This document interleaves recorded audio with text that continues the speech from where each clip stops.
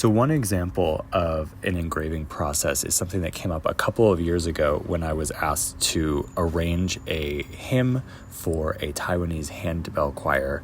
And the way that this works is they sent me a YouTube video containing the melody, which I then transcribed and then needed to arrange and harmonize for a 4-part handbell choir, which in and of itself is not a terribly creative process. It's mostly just making sure that the harmonies line up and that the performability is possible for the handbells. But what I want to focus on in the engraving process is the way that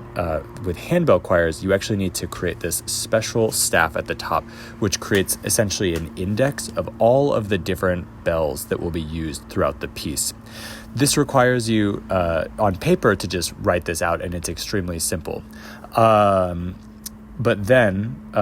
in Finale or in other engraving softwares, it actually requires that you create this kind of ghost staff at the top, then resize it, hide the time signatures, hide the bar lines, and finally place the staff at the center of the score, which is a quite simple use case, but actually a rather complex thing to accomplish in the software itself. So this kind of illustrates just how clunky and finicky this current software can be, even for dealing with rather simple tasks.